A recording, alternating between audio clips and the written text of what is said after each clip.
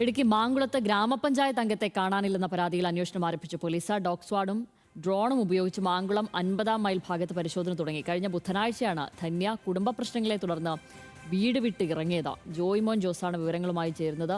ജോയ്മോൻ, ഇപ്പോൾ ഏതു ഭാഗങ്ങളൊക്കെ കേന്ദ്രീകരിച്ചാണ് ഈ അന്വേഷണം നടക്കുന്നത്? ഡ്രോൺ പരിശോധനയൊക്കെ നടത്തുന്നുണ്ടല്ലോ, എന്തെങ്കിലും വിവരങ്ങളൊക്കെ ലഭ്യമായിട്ടുണ്ടോ?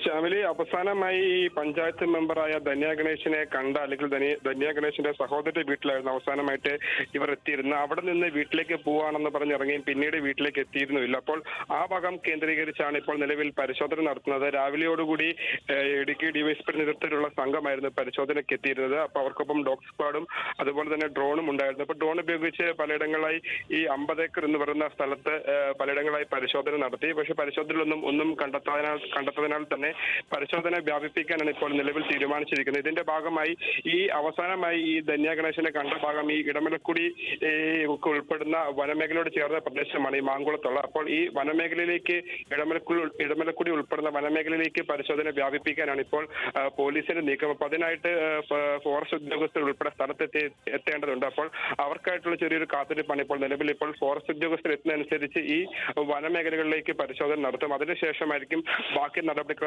എന്ത് വേണം എന്നുള്ള കാര്യങ്ങളിലേക്ക് എത്തുക. അപ്പോൾ നമുക്കറിയാം, കഴിഞ്ഞ ബുധനാഴ്ചയാണ് ഇത്തരത്തിൽ ഈ പഞ്ചായത്ത് മെമ്പറായ ധന്യ കുടുംബ പ്രശ്നങ്ങളെ തൊട്ട് വീട് വിട്ടിറങ്ങുന്നത്. പിന്നാലെ സഹോദരന്റെ വീട്ടിലെത്തിയിരുന്നു. അതായത് നിലവിൽ ഇപ്പോൾ പരിശോധന നടത്തുന്ന മാങ്കുളം 50 ഏക്കർ ഭാഗത്തുള്ള സഹോദരി ലസിതയുടെ വീട്ടിലാണ് ധന്യ അവസാനമായി എത്തിയിരുന്നത്. അതിനുശേഷം അവിടെ നിന്ന് പുറപ്പെട്ടെങ്കിലും പിന്നീട് വീട്ടിലെത്തിയിരുന്നില്ല. പിന്നാലെ 2 ദിവസത്തിന് ശേഷമാണ് 2 ദിവസമായിട്ടും കാണാത്തതിനാലും ഒരു വിവരം ലഭിക്കാത്തതിനാലും ഭർത്താവ് അനീഷ് പോലീസിൽ പരാതി നൽകുകയായിരുന്നു.